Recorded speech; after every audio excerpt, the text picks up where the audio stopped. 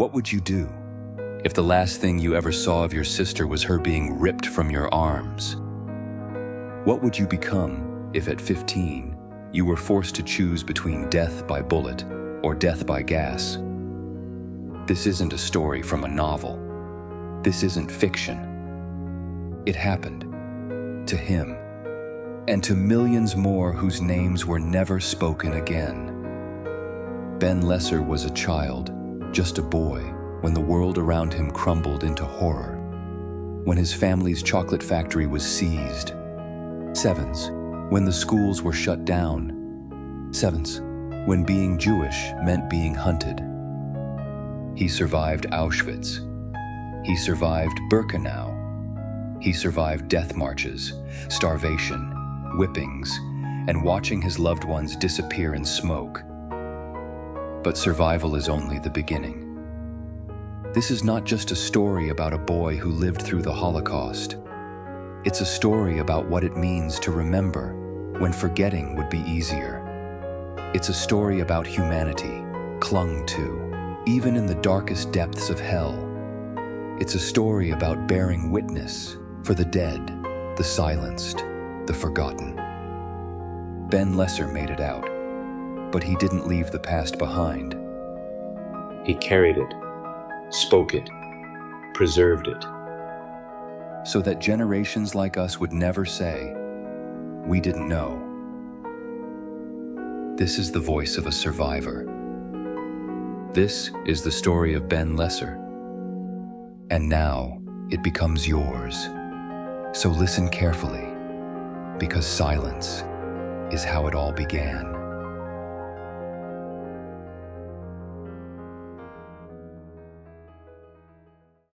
What would you do?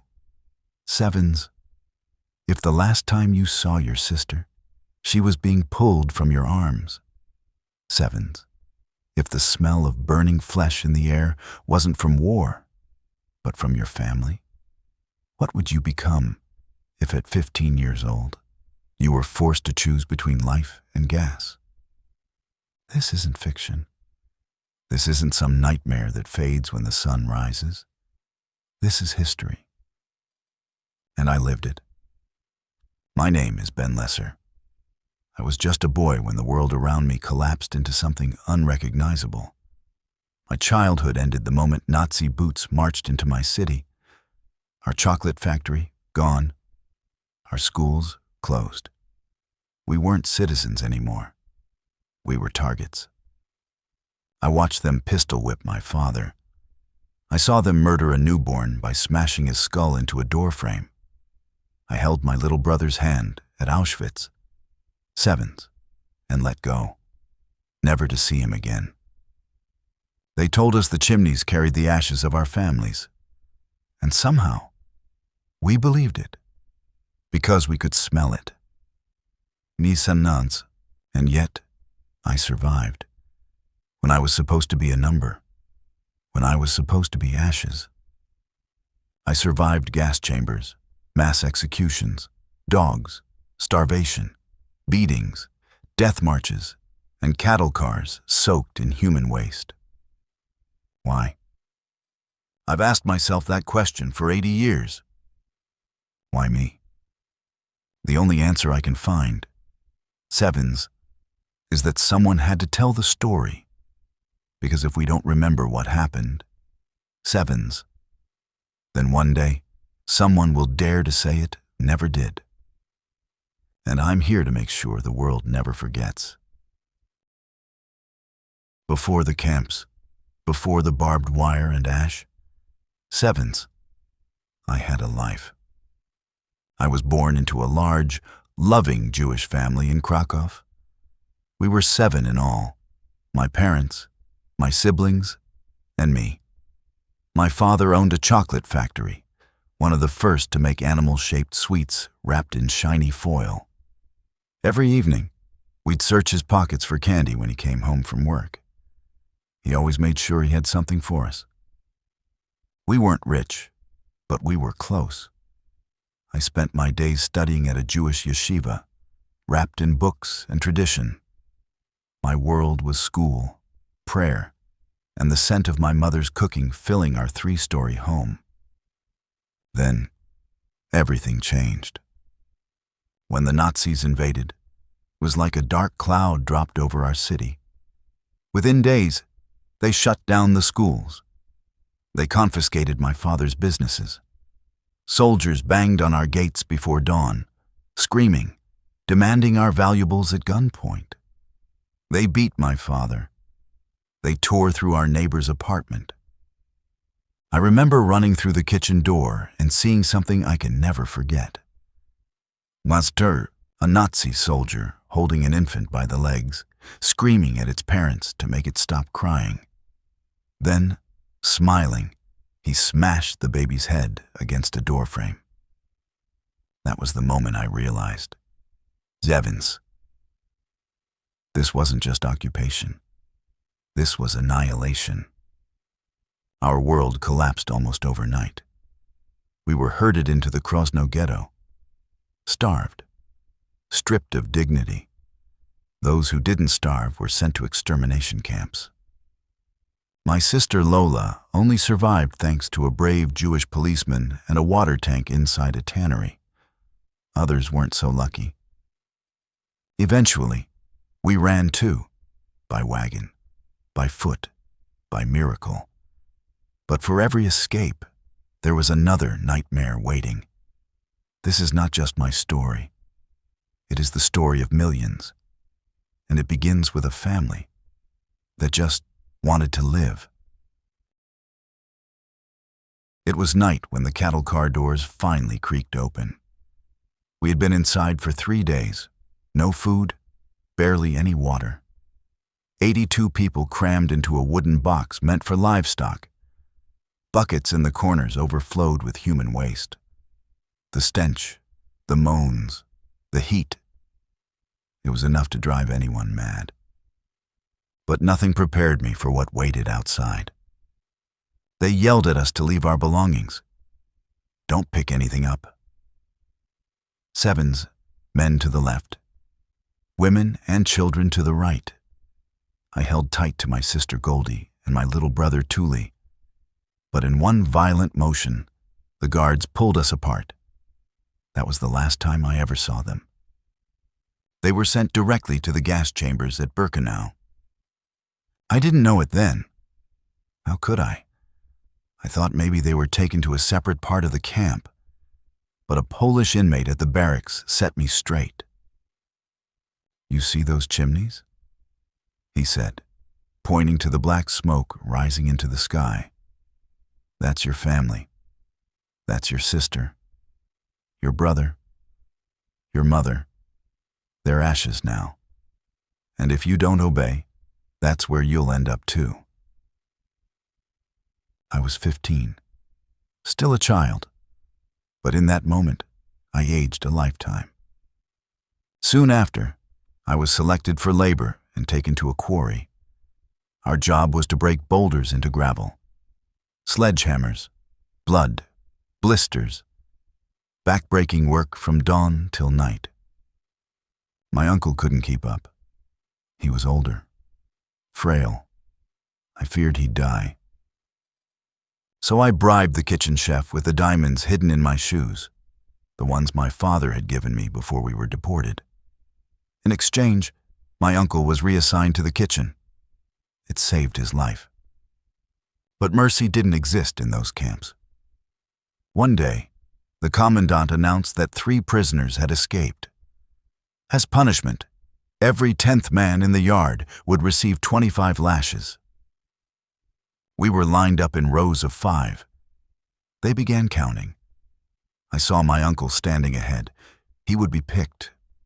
Without thinking, I stepped in front of him, took his place. I was number 10. They led me to the center of the yard where a sawhorse waited. We were told to bend over, our stomachs not allowed to touch the beam, our heels not allowed to touch the ground. If we moved, miscounted, or cried out, we'd start over. One man tried. He failed. The commandant walked up and shot him in the head. The second man, same result. The third, begged for mercy, was shot anyway. Then it was my turn. And I knew, if I didn't do this perfectly, I'd be next. I wasn't just fighting for my life. I was fighting for my uncle's, for the only family I had left. So I stepped forward and braced for the pain. I walked to the sawhorse with bloodied footprints beneath my feet. The last prisoner still lay crumpled on the ground, his face twisted in death, eyes wide open. But there was no time to look away, no space for fear. I was number 4, next in line. They ordered me to tiptoe up, bend over the beam, and hold myself in perfect position. No stomach contact, no heels touching the ground. One guard pulled my trousers down. The other raised the whip. And then it began. Each lash tore through my skin like fire, slicing across my back, my legs, my soul. I counted each one out loud, through clenched teeth, in broken breath. 1, 2, 3. Blood trickled down my thighs. 4, 5. The searing pain traveled through every nerve in my body. 6, 7. The world narrowed to one thought. Don't move. Every muscle trembled. I was sure I would collapse like the others. Zaz, but I didn't. At 25, they pulled me up. I was dizzy, barely standing, but alive. The guard who held my trousers looked at me and sneered, "Now go, thank the commandant." No. So I did. I walked over, blood dripping from my legs, and saluted him. I said, "Danke, Herr Kommandant." Nummers. He looked me in the eye, grinned like the devil, and spun me around. "Nah, you see?" He told the other prisoners, "This is how it's done. If you behave like this one, you'll have nothing to worry about." Behind me, the remaining number 10s were still waiting their turn. The commandant didn't care. He'd already had his show. He was bored now. Then came a commotion at the gate. The 3 escapees had been caught, bloodied beyond recognition, dragged in by their hair. Suddenly, the commandant waved his hand and dismissed the rest of us. "Get back in line," he barked. Just like that, it was over, but not for the escapees. The guards brought out a portable gallows. Everyone was forced to watch. "If anyone dares close their eyes," the SS barked, "they'll be whipped." The first prisoner went up. No last words. No mercy. The second trembled, eyes hollow, and dropped as the stool was kicked from under him. The third, he was young, maybe 18. As they slipped the noose around his neck, he began to say the Shema, the Jewish prayer. Shema Yisrael, Adonai Eloheinu. He never finished. They kicked the stool out on the third word. The rope snapped taut. His body swung. No one cried. No one screamed. We couldn't. We weren't people anymore. Just bones and fear wrapped in flesh. That night, I didn't sleep. I couldn't. My body pulsed with pain. My mind replayed the moment I stepped forward for my uncle. That choice, an act of love, nearly cost me my life. But it also gave me a reason to keep living. In a place built to erase humanity, somehow, 7s. I refused to forget mine. They called it a relocation. We knew better. It started with a forced march, 7 weeks, over 460 kilometers, from Durnhau to Buchenwald. There were no maps, no food, no destination, just snow, frostbite, and death. Each step was a gamble. Those who stumbled were shot. Those who slowed were clubbed. Those who cried for mercy were left to freeze where they fell.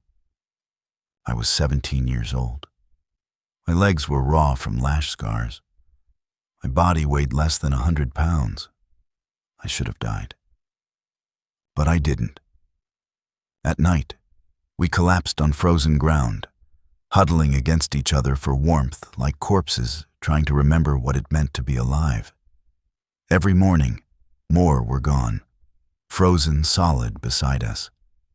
And every morning, the guards shouted for us to get up. Keep moving. When we finally arrived at Buchenwald, we were ghosts, hollow-eyed, half dead. They shoved us into filthy barracks for one night, then herded us again into cattle cars. Aufwärts, 82 people per car. No food, no water, no space. The air reeked of urine, excrement, and fear. But this time, something worse happened. They threw in 80 loaves of bread, one for each man. But the ones nearest the door grabbed 4 or 5 loaves each. The rest of us were left with nothing. I told my cousin, "Stay here. I'm going up there." Sevens. I climbed over emaciated bodies, stepped on limbs, desperate to get bread. I needed something, anything, to keep us alive. Halfway through, I felt a sharp pain in my face. Someone had stabbed me with a pocket knife. Blood gushed from my mouth. My tongue was torn through, but I didn't stop. I got the bread. I crawled back, clutching it like treasure, my face soaked in blood. My cousin looked at me in shock. "Ben, you're bleeding." But I stuck a finger in my mouth. It went right through. But it didn't matter. We now had bread. And that bread, rationed over 2 weeks, kept us breathing while men around us dropped dead like flies. No food, no water, no light, just screams, silence, then the stench of decay. By the time the train stopped, nearly everyone in our car was dead. 4 of us walked out of that box. Out of 82. The guards told us we had arrived in Dachau. It was April 1945. We could barely walk, but we were alive. 3 days later, we were liberated. 2 American GIs walked into the camp. Angels in green. They looked at us, horrified. One handed me a can of Spam. He even opened it for me. I cried at the smell. It was the first real food I'd seen in months. I shared it with my cousin that night. He died in my arms. I still don't know if it was the food, dysentery, or just the end of his strength. But after surviving everything, after escaping bullets, beatings, disease, fire, dogs, starvation, sevens, he died, right when we were finally free. I sat there, holding his body, asking the sky the only question I had left. Why him? Why not me? Why did I survive Auschwitz, Birkenau, Durnau, Buchenwald, Dachau, sevens, only to walk away with no one left? Was it chance, luck, fate, or was it something else? As the days passed, I began to understand. I wasn't spared because I was stronger, or smarter, or chosen. I was spared to be a witness. Because most who went through what I did never had the chance to speak. But I did. And I promised myself, and my cousin, my siblings, my parents, my people, that I would speak for them. For every man who died with a whip on his back, for every child ripped from their mother's arms, for every body burned until it became dust. I would not let the world forget. I still hear the screams. I still feel the lash. But I also remember the final whisper of that young boy on the gallows. Sevens. Shema Yisrael. Even if he couldn't finish the prayer. Sevens, I will. I often ask myself, why was I chosen to survive? I was not the strongest, not the fastest, not the bravest. I was just a boy, a son, a brother, a student, a baker's helper. And yet, I walked through the darkest valley of humanity and came out breathing. Not whole, but breathing. Sometimes I think survival wasn't the miracle. The real miracle is remembering. Because forgetting is easy. The world moves on. Time buries pain. People choose comfort over truth. But I can't forget. Not the smoke over Birkenau. Not the smell of burning bodies. Not the babies thrown against walls. Not the silence after a child's last cry. I carry those memories, not because I want to, but because I must. Most survivors couldn't speak. The pain was too great, the wounds too deep. Some never found the words. Others never had the chance. But I can speak. And so I've spent the last 25 years of my life doing just that. Traveling, standing before classrooms, auditoriums, faces young and old, telling them what happened, holding up the mirror to the past. Not to scare them, but to remind them. That hatred doesn't start with gas chambers. It starts with words, with silence, with indifference. It starts when people look the other way. I speak not to dwell in sorrow, but to protect the future, to make sure that never again means something. Because history doesn't whisper, it warns. And if we fail to listen, it repeats. So if you're hearing this now, know that this story isn't just mine. It belongs to every soul who vanished without a name, without a grave, without justice. Remember them. Carry them. Speak for them. Because I'm not here just to tell you what happened. I'm here to ask you to remember it.